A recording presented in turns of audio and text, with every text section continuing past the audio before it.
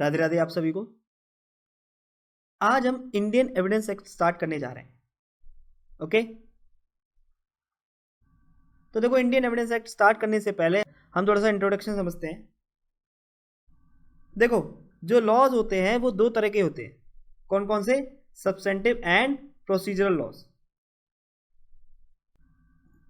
Laws में be divided into two parts, substantive and procedural laws. अब समझते हैं जी सब्सटेंटिव लॉ और प्रोसीजरल लॉ क्या होते हैं। तो सब्सटेंटिव लॉ कौन से होते हैं जी? देखो सब्सटेंटिव लॉ वो लॉ होते हैं जो क्राइम्स और ऑफेंसेस को डिफाइन करते हैं और उनके पनिशमेंट को ले डाउन करते हैं। ठीक है, सब्सटेंटिव लॉ वो लॉ होते हैं जो क्राइम्स और ऑफेंसेस को डिफाइन करते हैं और उनके पनिशमेंट को ले डाउन करते हैं, जैसे कि इंडियन पीनल कोड आईपीसी। सभी ऑफेंसेस और उनकी पनिशमेंट जो है वो कहाँ डिफाइन है? आईपीसी में। ठीक है, जैसे कल्पेबल होमिसाइड क्या होता है, मर्डर क्या होता है, हर्ट क्या होता है, ग्रीवस हर्ट किसे कहेंगे, एडल्ट्री किसे कहेंगे। ये सारे के सारे ऑफेंसेस जो हैं आईपीसी के अलग अलग सेक्शंस में डिफाइन है। For example section 300 defines murder, section 375 defines rape, section 319 defines hurt, etcetera. इसी तरह इन ऑफेंसेस की पनिशमेंट भी आईपीसी में ही डिफाइन की गई है। जैसे सेक्शन 302 क्या डिफाइन करता है? Punishment for murder. लाइकवाइज जो सेक्शन 376 है वो पनिशमेंट फॉर रेप प्रोवाइड करता है। तो इसलिए उन्होंने बताया कि the laws by which rights, duties and liabilities are defined are called substantive laws. Example IPC. कि जो लॉज राइट्स, ड्यूटीज और लाइबिलिटीज को डिफाइन करते हैं उन्हें हम सब्सटेंटिव लॉ कहते हैं। जैसे आईपीसी किस राइट के बारे में डिफाइन कर रही है? Right of private defence. ठीक है, और किस लाइबिलिटी के बारे में यहां बात की जा रही है? Liability like imprisonment for 7 years, 3 years, 14 years और LI एज द केस में भी। इसी तरह फाइन हो गया, fine of ₹50,000, 1 lakh etcetera as the court deems fit. ठीक है, तो सब्सटेंटिव लॉ के बारे में आपको आइडिया लगा। सब्सटेंटिव लॉ वो लॉ होते हैं जो राइट, ड्यूटीज और लाइबिलिटीज को डिफाइन करते हैं, जैसे कि आईपीसी। और जबकि अगर हम बात करें प्रोसीजर लॉ की, तो प्रोसीजर लॉ मींस प्रोसीजर। भाई जो प्रोसीजर लॉ है वो किस वर्ड से बना है? प्रोसीजर से। यानी जो प्रोसेस केस को परस्यू करते समय फॉलो किया जाता है उसे ही हम प्रोसीजर लॉ कहते हैं। जैसे कि सीआरपीसी हो गया, code of criminal procedure. CrPC क्या बताता है कि केस को प्रोसीड करते समय क्या क्या प्रोसीजर फॉलो किया जाएगा। जैसे एफआईआर कैसे फाइल होगी, एफआईआर किन किन केसेस में फाइल होगी, इन्वेस्टिगेशन का क्या प्रोसेस है, अरेस्ट का क्या प्रोसीजर है। यानी the laws which prescribe the mode by which the application of substantive law is regulated are called procedure laws. वो लॉज जो मोड्स प्रोवाइड करते हैं जिसके थ्रू सब्सटेंटिव लॉ के एप्लीकेशन को रेगुलेट किया जा सके, इन्हीं को हम प्रोसीजर लॉ कहते हैं। Example CrPC. अच्छा, लॉ ऑफ एविडेंस क्या है जी? लॉ ऑफ एविडेंस जो है वो एक प्रोसीजर लॉ है। ठीक है, very important for PT. Law of evidence is a procedure law. अच्छा, जो प्रोसीजर लॉ होते हैं वो हमेशा रेट्रोस्पेक्टिव होते हैं, जबकि जो सब्सटेंटिव लॉ होते हैं वो हमेशा प्रोस्पेक्टिव होते हैं। Retrospective means which applies from back date, जो बैक डेट से अप्लाई होते हैं। ठीक है, अब आगे चलते हैं। Meaning of evidence. What do you mean by evidence? क्या होता है जी एविडेंस का मतलब? बताइए।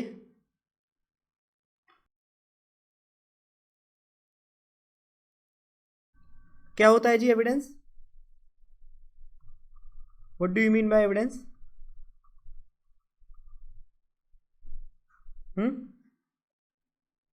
देखो, अगर मैं किसी चीज को असर्ट कर रहा हूं, कोई फैक्ट है, उसको मुझे प्रूव करना है या डिस्प्रूव करना है, तो वो चीजें जो उस फैक्ट को प्रूव या डिस्प्रूव करने में मदद करेंगी वो एविडेंसेस है। ठीक है भाई, सपोज करके चलिए मैं ये असर्ट कर रहा हूं कि ए ने बी का मर्डर किया है। ठीक है, अब इस फैक्ट को प्रूव करने के लिए जो भी चीजें मैं कोर्ट के आगे प्रोड्यूस करूंगा उसे हम एविडेंसेस कहते हैं। जैसे मान के चलिए मैंने सीसीटीवी एविडेंस प्रोड्यूस कर दिया जिसमें क्लियरली दिखाई दे रहा था कि ए ने बी पर गोली चलाई थी, जिसके बाद ऑन द स्पॉट बी की डेथ हो गई।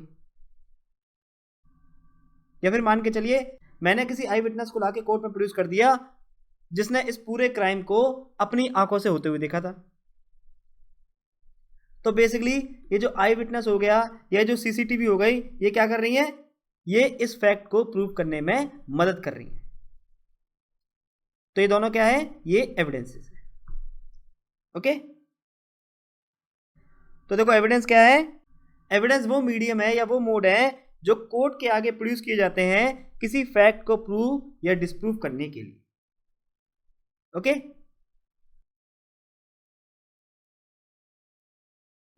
अब क्वेश्चन आता है कि ये जो एविडेंस है वो कब दिया जाएगा। क्वेश्चन इज कि ये जो एविडेंस है ये कब दिया जाएगा? तो आंसर इज जब ट्रायल शुरू होगा। अब महत्वपूर्ण सवाल ये है कि ट्रायल कब शुरू होगा। भाई हमने पढ़ा ये जो एविडेंसेस है ये ट्रायल के समय दिए जाएंगे, तो अब ट्रायल कब शुरू होगा? तो देखो, अगर हम बात करें सीपीसी की, तो at the stage of framing of issues trial will begin, है ना। अगर हम सीपीसी की बात करें तो इश्यू फ्रेम करने की स्टेज पर जो ट्रायल है वो चालू हो जाएगा। और अगर हम बात करें सीआरपीसी की, तो at the stage of charge framing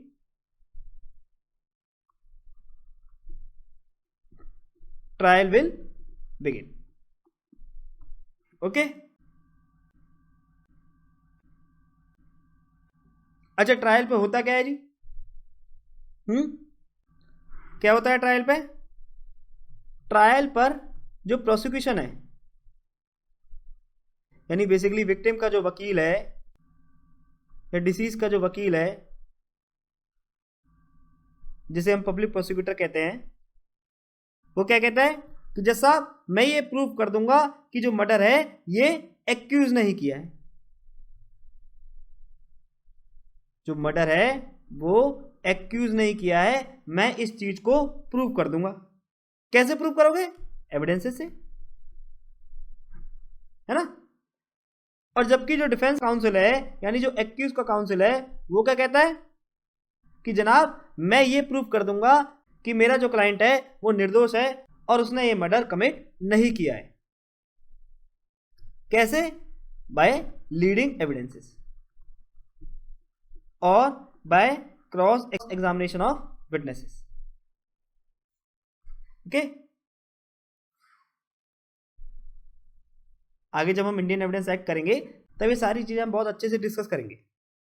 ठीक है, तो बेसिकली ट्रायल शुरू होते ही इंडियन एविडेंस एक्ट की एंट्री हो जाती है। ट्रायल शुरू होते ही इंडियन एविडेंस एक्ट की एंट्री हो जाती है, और ये एंट्री कब तक रहेगी? Until and unless the judgment is delivered. जब तक जजमेंट अनाउंस नहीं होता तब तक इंडियन एविडेंस एक्ट जो है वो केस को डिटरमाइन करने में एक मेजर रोल प्ले करेगा। ओके, अब क्वेश्चन आता है कि ये जो एविडेंस है ये किस किस तरह के हो सकते हैं। अब एविडेंस किसी भी तरह के हो सकते हैं। इट कैन बी ओरल और documentary, it can be direct और indirect, it can be hearsay evidence, it can be circumstantial evidence, or it can be material evidence also. Material evidence जैसे कि जो भी वेपन जिससे एक्यूज ने वो crime किया है, जैसे कि चाकू हो गया, पिस्तल हो गई, देसी कट्टा हो गया, एक्सेट्रा। ठीक है, आगे हम डिस्कस करेंगे इन सब के बारे में कि सर्कमस्टेंशियल एविडेंस क्या होता है, डायरेक्ट एविडेंस क्या होता है, डॉक्यूमेंट्री एविडेंस क्या होता है। ठीक है, इस चीज को हम आगे बहुत डिटेल वे में डिस्कस करेंगे। अभी के लिए आप इन सबको छोड़ दीजिएगा। ऑलराइट। और वैसे भी देखो, आपने एक डायलॉग भी सुना होगा कि तमाम सबूत और बयानों के मद्देनजर अदालत यह फैसला सुनाती है या कोर्ट सिर्फ सबूत मांगती है। तो आप समझ रहे हैं ना कि क्रिमिनल केसेस में एविडेंस का कितना मेजर रोल है। आपका पूरा का पूरा केस केवल और केवल एविडेंस पर ही टिका हुआ है। एविडेंस जो है वो एक तरीके से आपके केस की एक नींव है। केस का हारना या जीतना केवल और केवल एविडेंसेस पर ही डिपेंड करता है। आपने देखा भी होगा कई बार due to lack of evidence जो क्रिमिनल्स होते हैं या जो ऑफेंडर्स होते हैं वो बच जाते हैं, है ना। तो इससे आप अंदाजा लगा ही सकते हैं कि जो एविडेंस है वो किसी भी क्रिमिनल केस में कितना वाइटल रोल प्ले करता है। ठीक है, चलिए देखते हैं इसको। Evidence is a word derived from the Latin word evidere which means to discover clearly, to ascertain और टू प्रूव। एविडेंस एक लैटिन वर्ड है जिसे एविडेरा शब्द से ड्राइव किया गया है, जिसका क्या मतलब होता है कि किसी भी चीज को क्लियरली डिस्कवर करना या किसी भी चीज को क्लियरली असर्टेन करना या उसे प्रूव करना। Taylor describes evidence as all means which tend to prove or disprove any matter, fact, the truth of which is submitted to judicial investigation. तो टेलर ने एविडेंस को कैसे डिफाइन किया? सभी मीन्स या सभी मोड्स या सभी मीडियम जो किसी मैटर या फैक्ट को प्रूव या डिस्प्रूव करें, जिसका ट्रुथ जुडिशियल इन्वेस्टिगेशन के लिए सबमिट किया गया है, उसे हम एविडेंस कहते हैं। अब स्टीफन साहब ने क्या कहा जी, इसको भी देख लेते हैं। According to Stephen, it sometimes means words uttered and things exhibited by witnesses before a court of justice. तो स्टीफन ने क्या कहा जी? तो स्टीफन के अकॉर्डिंग एविडेंस मीन्स जो वर्ड्स विटनेस ने कोर्ट के सामने बोले हैं, यानी कोर्ट में आके बोले हैं, या जो थिंग्स विटनेस ने कोर्ट के आगे एग्जिबिट करी है, उसे हम एविडेंस कहते हैं। ठीक है, अब पिप्सन ने भी एविडेंस को डिफाइन किया था। अब पिप्सन के अकॉर्डिंग एविडेंस का क्या मतलब होता है? Evidence means testimony, whether oral or documentary, which may be legally received in order to prove or disprove some facts in dispute. यानी evidence means testimony. Testimony मतलब क्या होता है? गवाही, जो विटनेस कोर्ट में आकर ओथ पढ़ देता है। जो विटनेस बोलता है ना कि मैं गीता पर हाथ रख के कसम खाता हूं कि मैं जो कुछ कहूंगा सच कहूंगा और सच के सिवा कुछ नहीं कहूंगा, तो टेस्टिमनी का मतलब वही होता है।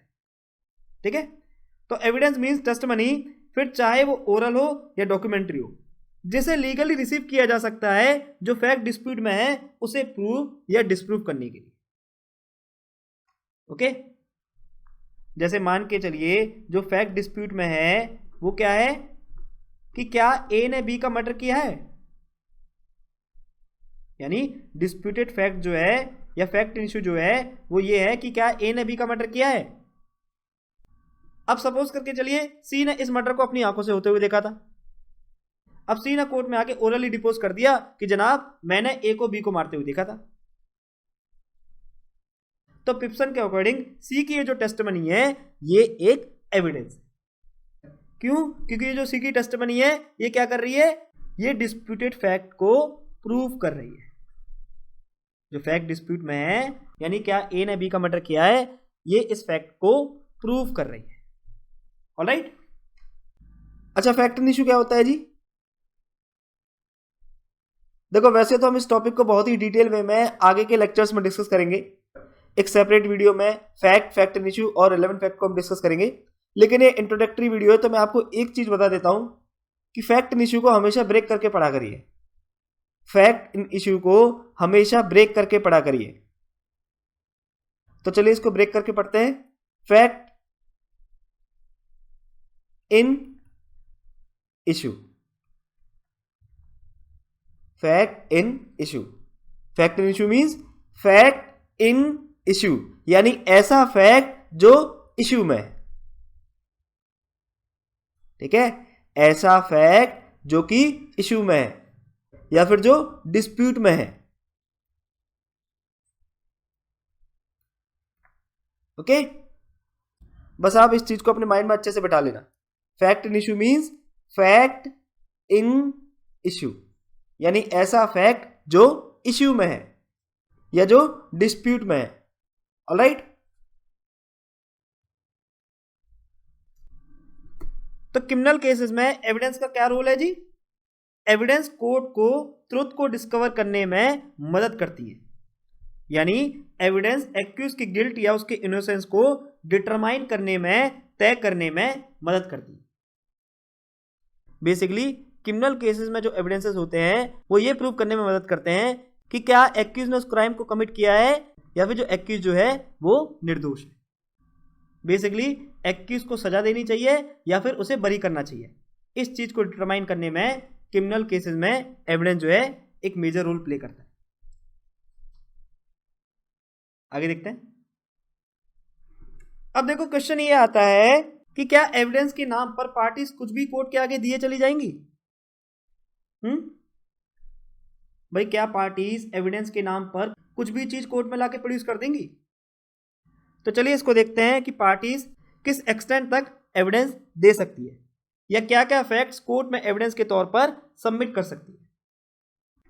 If there is no restriction on the parties to give the evidence, the parties may indefinitely go on in bringing the facts in the support, and besides wasting much of time, the task of the court may be difficult to reach a conclusion.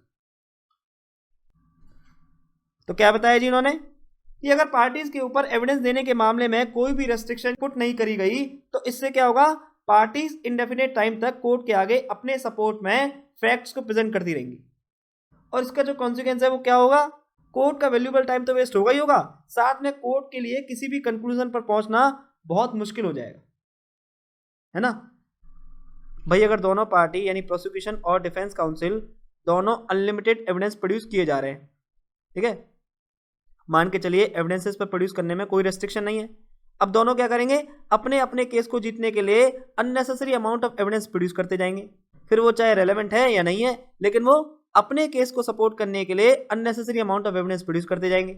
तो इससे होगा क्या, इससे court का time तो waste होगा ही होगा, साथ में कोर्ट कभी भी किसी कंक्लूजन पर नहीं पहुंच पाएगी, ठीक है। तो इसलिए रेस्ट्रिक्शन लगाना जरूरी है। ऑलराइट, वरना तो देखो एक ही केस को डिसाइड करने में कई कई सदियां निकल जाएंगी। अब भी आप जानते हो कि हमारे यहाँ कोर्ट की इतनी शॉर्टेज है, जजेस की इतनी शॉर्टेज है कि एक केस को डिसाइड करने में मिनिमम से मिनिमम 7 से 8 साल लग जाते हैं, और कई बार तो ये 15 से 20 साल तक खिंच जाता है। तो जब नॉर्मल कोर्स में ही 15 से 20 साल लग रहे हैं, तो सपोज करके चलिए अगर अननेसेसरी अमाउंट ऑफ एविडेंस की छूट पार्टीज को दे दी जाती है तो फिर तो कोई भी केस जो है वो 50-60 साल से पहले निपटेगा ही नहीं, है ना, और हो सकता है कि 50-60 साल से भी ज्यादा लग जाए। तो इसलिए इस चीज को कंट्रोल करने के लिए एविडेंस एक्ट जो है वो पार्टीज के ऊपर एक रेस्ट्रिक्शन इंपोज करता है, ठीक है। The law of evidence restricts the parties to those facts which can be brought before the court in support of the disputed facts.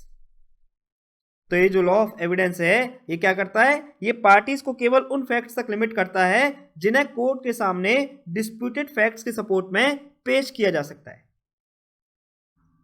Had there not been the rules of evidence, there would have been much uncertainty, loss of time and energy of the court. और अगर evidence के rules ना हो तो बहुत ज्यादा uncertainty होगी और साथ साथ कोर्ट का जो प्रीशियस टाइम है, एनर्जी है, वो दोनों ही वेस्ट होंगी, ठीक है। The law of evidence lays down the following rules. Law of evidence following rules lay down करता है। कौन कौन से, आइए देखते हैं। What facts may be used in evidence for deciding the disputed facts, यानी डिस्प्यूटेड फैक्ट्स को डिसाइड करने में कौन कौन से फैक्ट्स को एविडेंस में यूज किया जा सकता है। जैसे डिस्प्यूटेड फैक्ट क्या है कि क्या ए ने बी का मर्डर किया है। अब इस डिस्प्यूटेड फैक्ट को डिसाइड करने में हम कौन कौन से फैक्ट्स को एविडेंस में यूज कर सकते हैं। कौन कौन से फैक्ट्स, जैसे कि हम इस डिस्प्यूटेड फैक्ट को प्रूव करने के लिए रेलेवेंट फैक्ट का यूज करेंगे या फिर हम इस डिस्प्यूटेड फैक्ट को प्रूव करने के लिए इररिलेवेंट फैक्ट्स का यूज करेंगे। तो इस चीज से लॉ ऑफ एविडेंस डील करता है, ओके।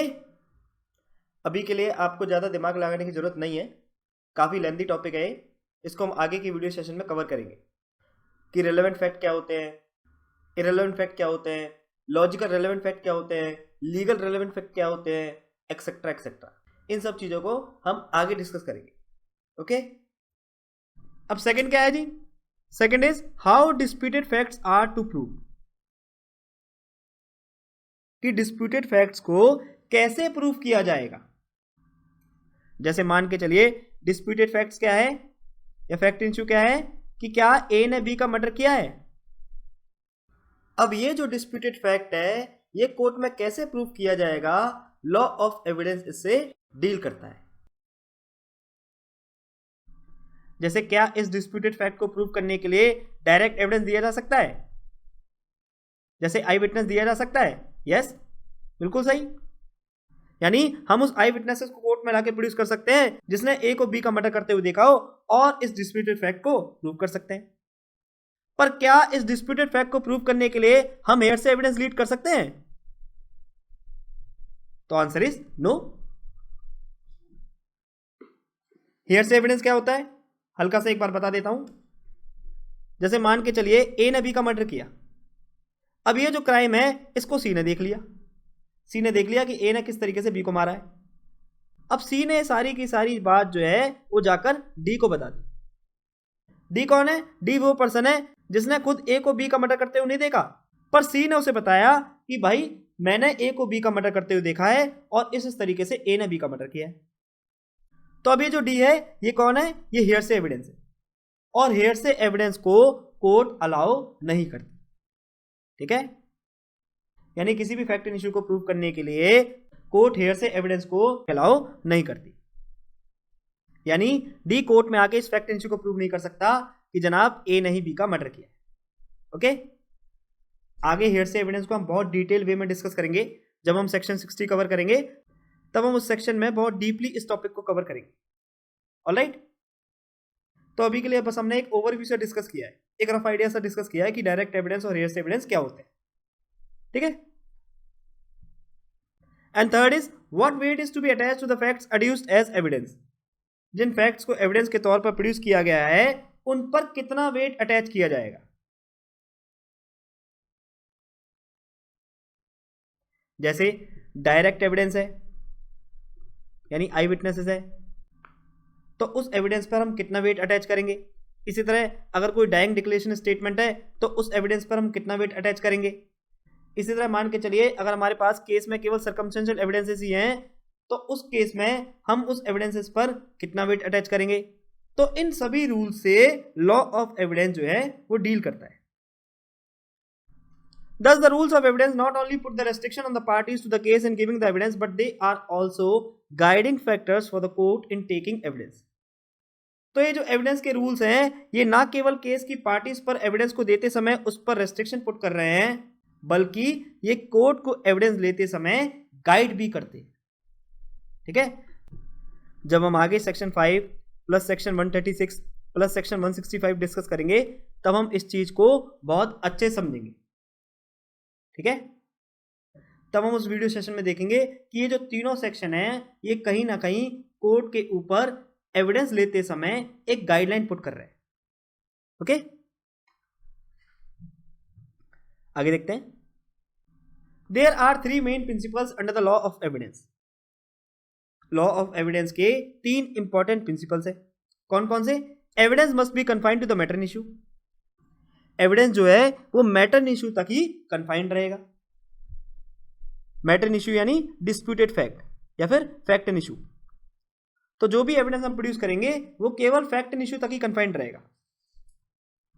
जैसे फैक्ट एंड इशू क्या है कि क्या ए ने बी का मर्डर किया है। अब जो भी एविडेंस प्रोसिक्यूशन लीड करेगा वो केवल इसी तक कन्फाइंड रहेगा। Second is hearsay evidence must not be admitted. Hearsay evidence को एडमिट नहीं किया जाएगा। And third is the best evidence must be given in all cases. Example documentary evidence, यानी सभी केसेस में बेस्ट एविडेंस ही दिए जाने चाहिए। बेस्ट एविडेंस जैसे कि डॉक्यूमेंट्री एविडेंस, जैसे ओरिजिनल सेल डीड। जब हम आगे क्लासिफिकेशन ऑफ एविडेंस देखेंगे तब इस थर्ड पॉइंट को बहुत अच्छे से डिस्कस करेंगे। ऑलराइट, तो ये लॉ ऑफ एविडेंस के 3 प्रिंसिपल्स, ठीक है। अब आगे चलते हैं। देखो इंडियन एविडेंस एक्ट है ना, बेसिकली 3 चीजों से डील करता है। कौन कौन सी 3 चीजों से? What is to be prove, how it is to be prove,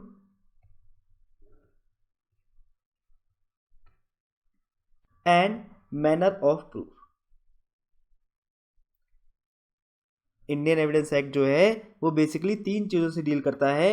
what is to be prove, how it is to be prove and manner of proof. क्या चीज प्रूव की जाएगी, किस तरीके से प्रूव की जाएगी, और जो प्रूव करने का मैनर है या मेथड है या मोड है वो क्या होगा। What is to be prove में हम आगे देखेंगे कि केवल legal relevant fact is allowed to be prove, ठीक है। जब आगे की वीडियो सेशन हम कवर करेंगे तो उनमें देखेंगे कि केवल legal relevant fact is allowed to be proved.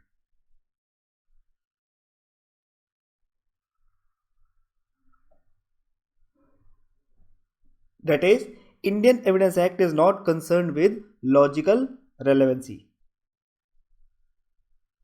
Indian evidence act को लॉजिकल रेलेवेंसी से कोई लेना देना नहीं है, ठीक है। तो what is to be prove में हमने क्या पढ़ा कि only legal relevant fact is allowed to be proved. फिर उसके बाद हमने क्या देखा, how it is to be prove, यानी एक पर्टिकुलर फैक्ट को किस तरीके से प्रूव किया जाएगा। ओरल एविडेंस से, डॉक्यूमेंट्री एविडेंस से, डायरेक्ट एविडेंस से, हेयरसे एविडेंस से, सर्कमस्टेंशियल एविडेंस से, एक्सेट्रा। यानी बेसिकली एक पर्टिकुलर फैक्ट को किस तरीके से, किस एविडेंस से प्रूव किया जाएगा। ओरल एविडेंस से, डॉक्यूमेंट्री एविडेंस से, डायरेक्ट से, हेयरसे, सर्कमस्टेंशियल से, एक्सेट्रा। ओके, आगे के वीडियो सेशन में हम बहुत अच्छे से इस चीज को डेप्थ में डिस्कस करेंगे। And lastly, Indian evidence act deals with manner of proof, यानी जो प्रूफ करने का मैनर है वो क्या है। जैसे पहले बर्डन ऑफ प्रूफ डिसाइड किया जाएगा कि जो प्रूफ करने का बर्डन है वो किस पार्टी पर लाई करता है, प्रोसिक्यूशन पे या डिफेंस काउंसिल पे। इसको हम आगे के वीडियो सेशंस में बहुत अच्छे से कवर करेंगे, तो घबराने की कोई बात नहीं है। उसके बाद हम ऑर्डर ऑफ प्रोडक्शन और एग्जामिनेशन ऑफ विटनेसेस देखेंगे, यानी बेसिकली कोर्ट के आगे विटनेसेस को किस मैनर में प्रोड्यूस किया जाएगा और कैसे उनका एग्जामिनेशन कंडक्ट किया जाएगा। उसके बाद एडवर्स पार्टी उस विटनेस का क्रॉस एग्जामिनेशन कंडक्ट करेगी, and at the end court उस एविडेंस की अप्रिशिएशन करेगा, जिसके बाद कोर्ट उस केस में जजमेंट डिलीवर करेगा, ठीक है। तो आप याद रखना, इंडियन एविडेंस एक्ट 3 चीजों से डील करता है, what is to be prove, how it is to be prove और manner of proof. What is to be prove में केवल लीगल रेलेवेंट फैक्ट को प्रूव करने के लिए अलाउ किया जाएगा। How it is to be prove में हम ये देखेंगे कि कौन से एविडेंसेस उस पर्टिकुलर फैक्ट को प्रूव करने के लिए कोर्ट में दिए जाएंगे, oral, documentary, direct, circumstantial, hearsay, et cetera. और मैनर ऑफ प्रूफ में हम देखेंगे कि पहले बर्डन ऑफ प्रूफ डिसाइड किया जाएगा, फिर विटनेसेस को प्रोड्यूस किया जाएगा, फिर एडवर्स पार्टी उन विटनेसेस का क्रॉस एग्जामिनेशन कंडक्ट करेगी और फाइनली कोर्ट जो है वो जजमेंट डिलीवर कर देगा। Okay, history of law of evidence. अब हम लॉ ऑफ एविडेंस की हिस्ट्री देखेंगे। Prior to the enactment of this act, law relating to evidence was divided into Hindu law of evidence prevalent during Hindu ruler and Muslim law of evidence prevalent during Mughal rule in India. तो उन्होंने बताया कि देखो इस act के आने से पहले एविडेंस रिलेटेड लॉ 2 पार्ट्स में डिवाइडेड थे। कौन कौन से? हिंदू लॉ ऑफ एविडेंस जो हिंदू रूलर के टाइम पर मौजूद थे, जैसे शिवाजी महाराज, और मुस्लिम लॉ ऑफ एविडेंस जो मुगल के टाइम पर मौजूद थे। जब मुगलों ने हिंदुस्तान पर अटैक किया था, आक्रमण किया था, तो उस समय जो लॉ ऑफ एविडेंस प्रिवेल करता था उसको हम मुस्लिम लॉ ऑफ एविडेंस कहते हैं। ठीक है जी, अब आगे देखते हैं। Before the enactment of this act there was no single exhaustive code containing the law of evidence of uniform application in the country. किस एक्ट के आने से पहले कोई भी एक सिंगल एक्ट नहीं था जो यूनिफॉर्म लॉ ऑफ एविडेंस से डील करता था। Courts in the 3 presidency town, that is Calcutta, Madras, Bombay, followed the English rule of evidence. जो 3 प्रेसिडेंसी टाउन थी, कौन कौन सी? कलकत्ता, मद्रास और बॉम्बे, इन तीनों ने इंग्लिश रूल ऑफ एविडेंस को फॉलो किया था। And outside the presidency towns, the rules of evidence were contained in number of regulations and enactments, but none of them was systematic. और इन तीनों टाउन्स के बाहर एविडेंस के जो रूल्स थे वो काफी सारे रेगुलेशंस और इनेक्टमेंट में कंटेन थे, पर इनमें से कोई भी सिस्टमैटिक नहीं था.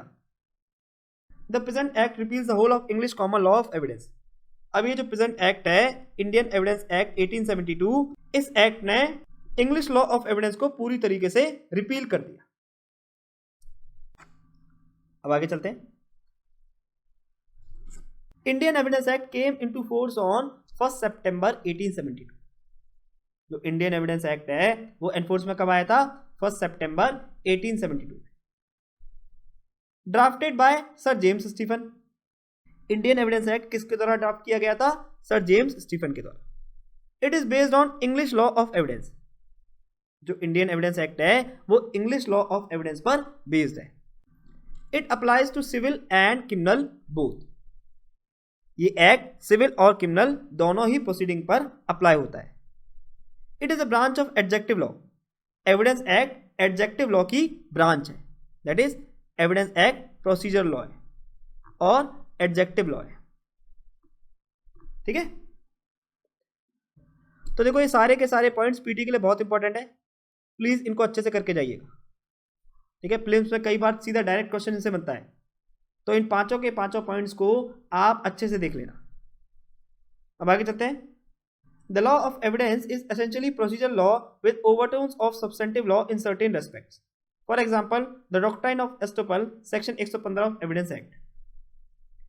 तो उन्होंने बताया कि देखो लॉ ऑफ एविडेंस मेनली जो है वो प्रोसीजर लॉ है, लेकिन फिर भी कुछ सेक्शंस के रेस्पेक्ट में ये सब्सटेंटिव लॉ है, जैसे कि डॉक्ट्राइन ऑफ एस्टोपल सेक्शन 115. अभी ज्यादा समझने की जरूरत नहीं है, जब हम आगे सेक्शन 115 डिस्कस करेंगे तब इस चीज को हम बहुत अच्छे से देखेंगे. ओके. अब आगे चलते हैं.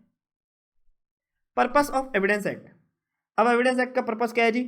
प्रूफ और disproof of a fact which go on to establish rights and liabilities of parties. क्या पर्पस है जी?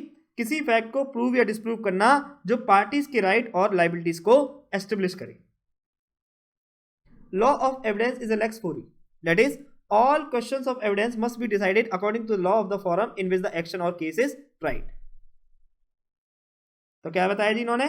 जो लॉ ऑफ एविडेंस है वो लेक्स फोरी है, यानी एविडेंस के सभी क्वेश्चंस को कैसे डिसाइड किया जाएगा? उस लॉ ऑफ फॉरम के अनुसार जहां केस को ट्राई किया गया है. ठीक है. तो देखो हमने क्या पढ़ा कि जो इंडियन एविडेंस एक्ट है वो लेक्स फोरी है. Indian evidence act is lex fori. Lex fori का मतलब क्या होता है जी? The law of country in which an action is brought. The law of country in which an action is brought. यानी उस पर्टिकुलर कंट्री का लॉ जहां आप एक्शन लेके आए या जहां पर आप बेसिकली रेमेडी सीख कर रहे हैं. तो याद रखना एविडेंस एक्ट उस जगह का लागू होता है जहां केस को ट्राई किया जा रहा है. ठीक है.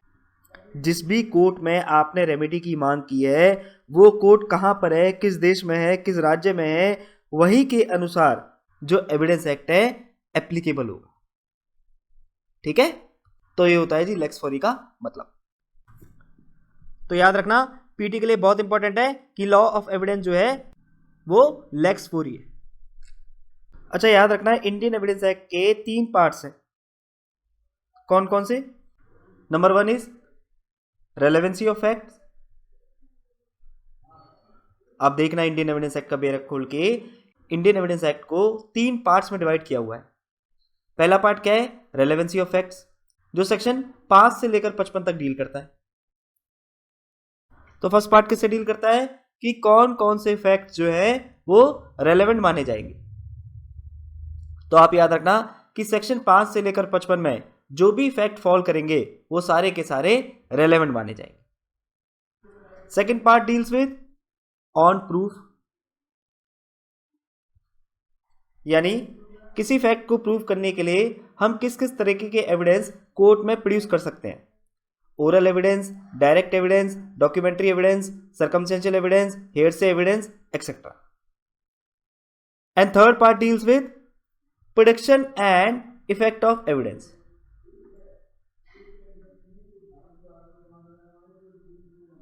कि एक एविडेंस को किस तरीके से कोर्ट में प्रोड्यूस किया जाएगा और उस एविडेंस का क्या प्रभाव होगा। ऑलराइट, तो बेसिकली इंडियन एविडेंस एक्ट के 3 पार्ट्स हैं। ये इंपॉर्टेंट है पीटी के लिए। आगे की वीडियो लेक्चर्स में हम इन्हीं पार्ट्स को बहुत डीपली कवर करने वाले हैं। ठीक है, ये तो बस यहाँ पर एक छोटा सा ओवरव्यू है जो हमने आपके साथ यहाँ डिस्कस किया है। ओके, अच्छा, tell me what is the difference between evidence and proof. Evidence और प्रूफ में क्या अंतर है? बता सकते हैं आप? तो चलिए समझते हैं इसको। तो देखो, एविडेंस और प्रूफ में केवल एक छोटा सा अंतर है। वो क्या है जी? Proof is the result of evidence, while evidence is only the medium of proof।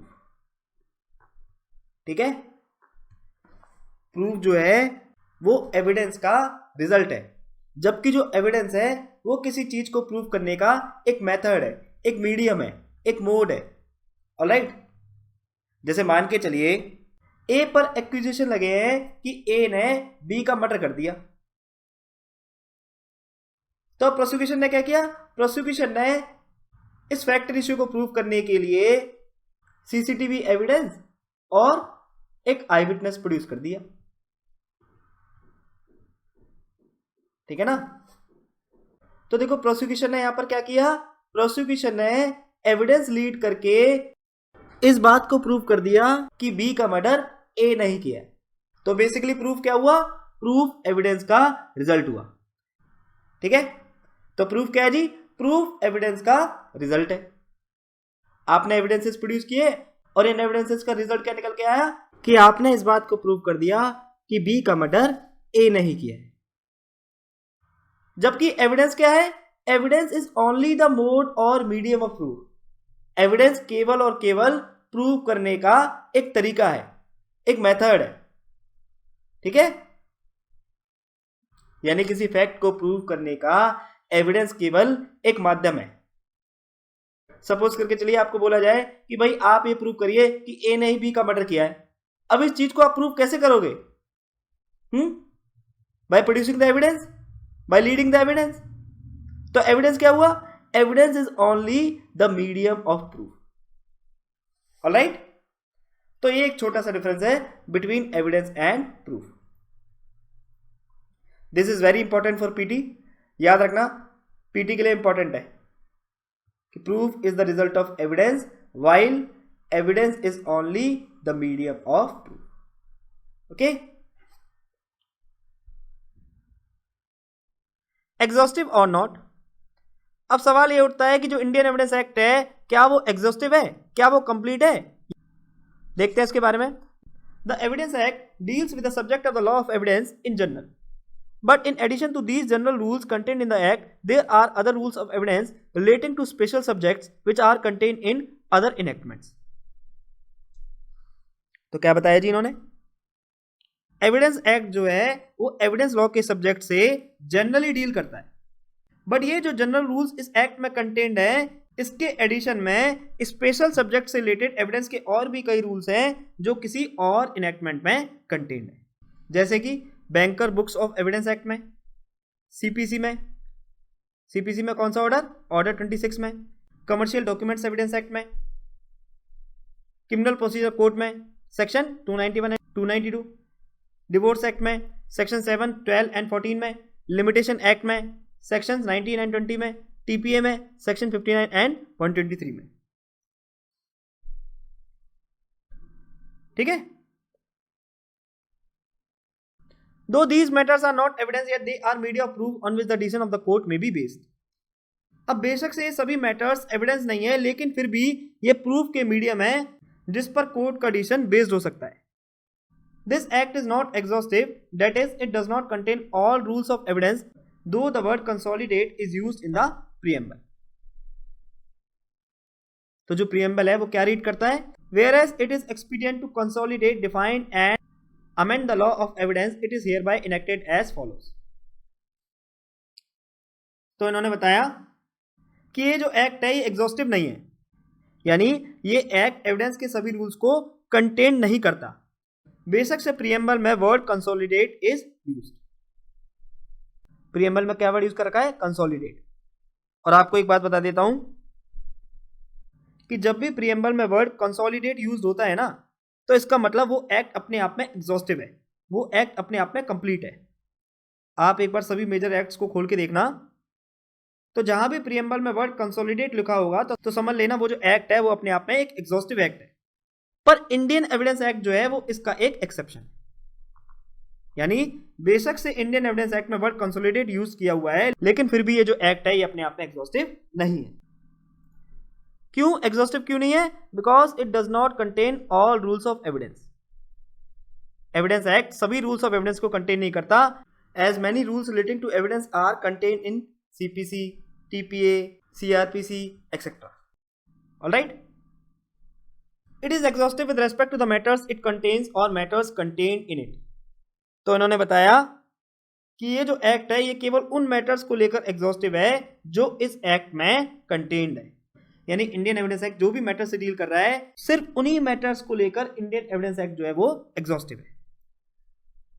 Alright, तो ये पीटी के लिए इंपॉर्टेंट है कि ये जो एक्ट है ये एग्जॉस्टिव नहीं है। बेशक से word consolidate is used in preamble, और प्रीएम्बल के तीनों वर्ड्स को आप अच्छे से देख लेना, मैंने इसलिए उनको अलग अलग कलर में हाईलाइट किया हुआ है। कंसोलिडेट, डिफाइन एंड अमेंड किस लॉ के बारे में बात कर रहा है, लॉ ऑफ एविडेंस। ठीक है, कंसोलिडेट, डिफाइन एंड अमेंड। तो देखो जी, ये था introduction of Indian evidence act. ठीक है, थोड़ा सा ओवरव्यू लिया है हमने, बस ज़्यादा कुछ है नहीं इसमें बताने के लिए। बाकी जितनी भी पॉइंट्स हमने डिस्कस किए हैं सब केवल पीटी के लिए इंपॉर्टेंट है। अब चलिए पीटी के इंपॉर्टेंट पॉइंट्स को हम हाईलाइट कर लेते हैं एक बार। Indian evidence act came into force on 1 सितंबर 1872। Indian evidence act is drafted by sir James Stephen. Indian evidence act is based on English law of evidence. It applies to both civil and criminal proceedings. और Indian evidence act is a branch of adjective law or procedure law. The law of evidence is essentially procedure law with overtones of substantive law. For example, section 115 estoppel.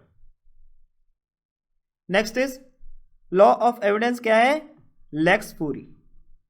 That is, all questions of evidence must be decided according to the law of the forum in which the case is tried.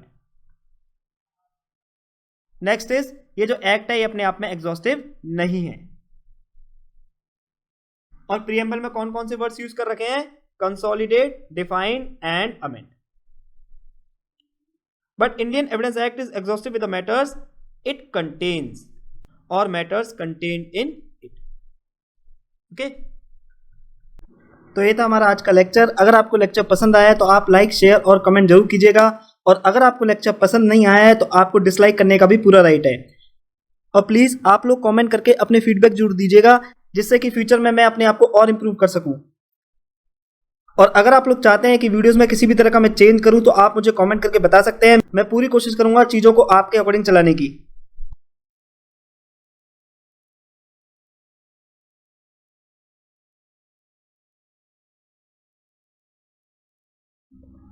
Special thanks to my गुरु नेहा सिंह, जिन्होंने year 2018 में Indian evidence act का अपना ज्ञान मेरे साथ साझा करके मुझे लेक्चर बनाने के काबिल बनाया। अगर आपको इस लेक्चर से कुछ सीखने को मिला है और आप मुझे कंट्रीब्यूट करना चाहते हैं तो आप मुझे कंट्रीब्यूट भी कर सकते हैं। ये है मेरा QR कोड, आप किसी भी ऑनलाइन पेमेंट एप्लीकेशन के थ्रू मुझे पेमेंट कर सकते हैं। और याद रखना, ये कंट्रीब्यूशन जो भी आप करोगे ये केवल सोसाइटी के लिए यूज किया जाएगा, जैसे कि गरीब बच्चों की पढ़ाई के लिए, उनकी शादी के लिए, गौ माता की सेवा के लिए, etcetera. Because I believe this contribution is by the people, of the people and for the people only. इसके अलावा इंस्टाग्राम और फेसबुक पे आप मेरे को फॉलो कर सकते हो, जो लिंक है वो डिस्क्रिप्शन बॉक्स में गिवन है। इंस्टाग्राम पे मैं अक्सर लाइव भी आता हूँ और प्रीवियस ईयर क्वेश्चन भी शेयर करता हूँ। तब तक के लिए स्वस्थ रहिए, व्यस्त रहिए और मस्त रहिए। Take care of your health physically, mentally and emotionally. जय हिंद, जय भारत।